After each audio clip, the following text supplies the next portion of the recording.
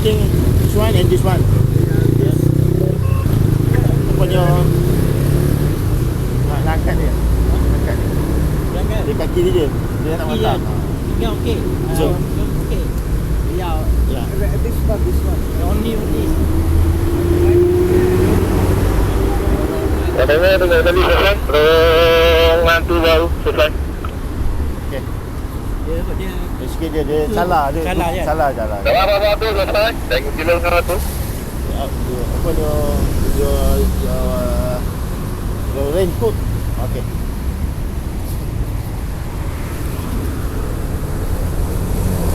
Boleh bangunkan dia dah. Angkat dia.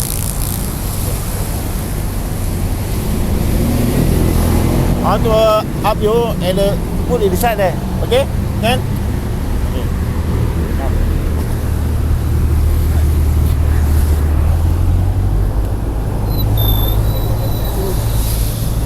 for my brother. You want go ahead. Okay. You want go inside?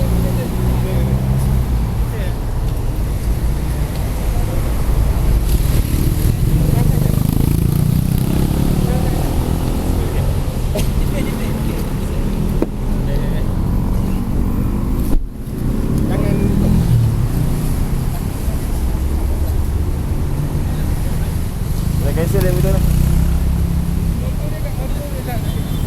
Motor bagilah itu kunci dia.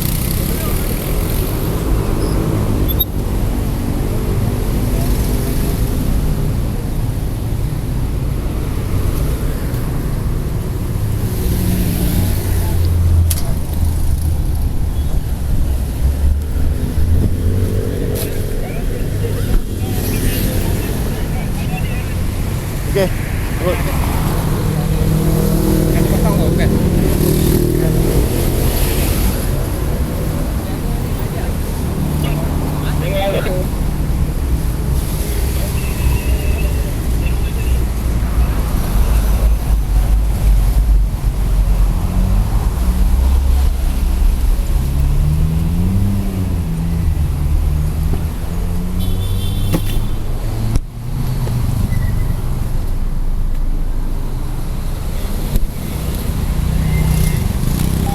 Jadi, korang tengok di Tambang Medah saya selesai.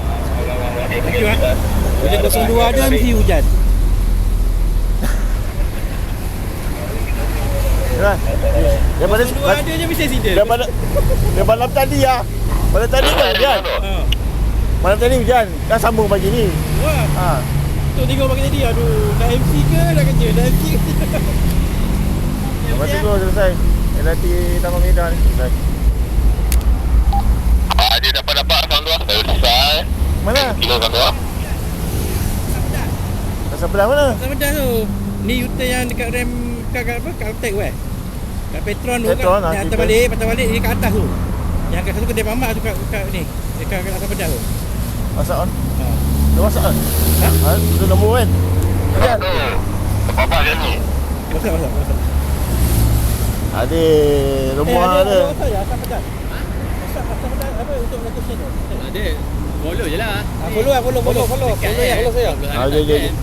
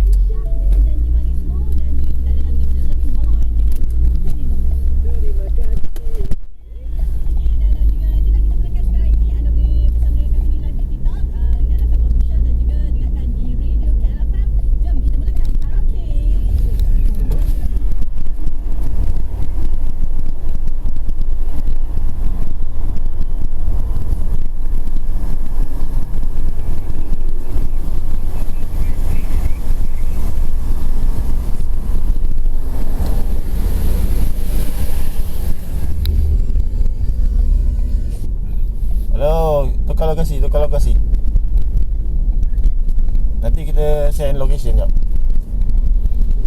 Dengan ada dekat 85 ni.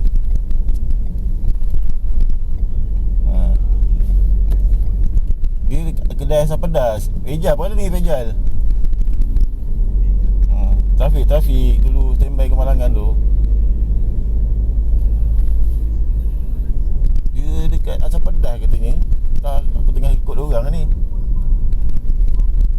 Tak accident biasa. Dia